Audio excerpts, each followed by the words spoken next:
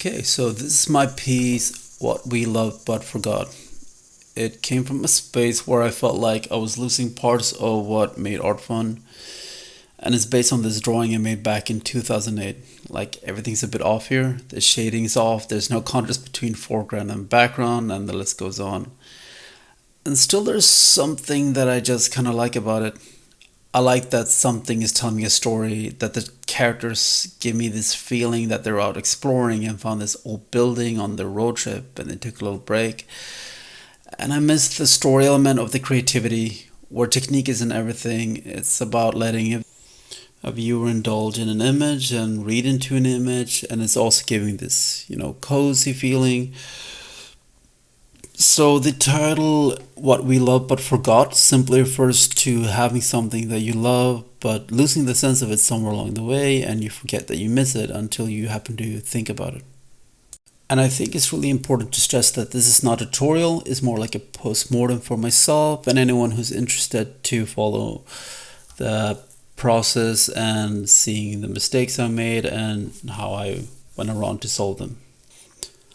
I think it's always hard to work based on your own shitty concepts sometimes, because unlike when you're following someone else's work, you can kind of assume that this is the most ideal version of that concept. But if you're working on your own concepts, you know what you did poorly and what you would want to improve with them.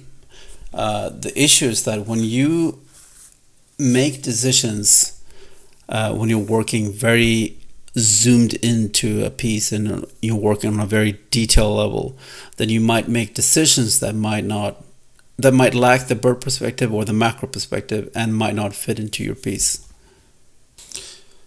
So with this in mind, I think like a lot of people, I'm trying to find my voice in my art, and it's constantly changing and reshaping itself. I've concluded these things though that I want to achieve in my art.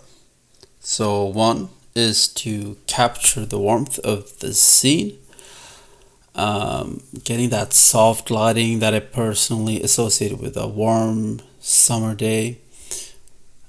Number two, keep it stylized and cohesive. Like 95% of all stylized environments artists, I also like the idea of the Ghibli, giving the sense that this is like a crafted environment. And three, don't simplify.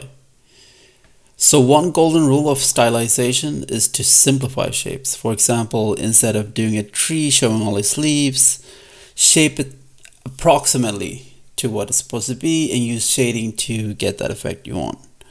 And while I want to adhere to this to some extent, what if I don't scale down the level of details? What if I smash in a lot of details while doing it in my style?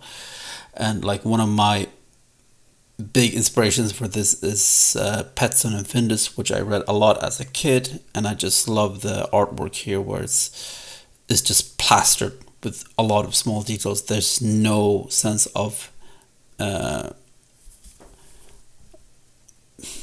it called? Minimalism. Is just like complete maximalism.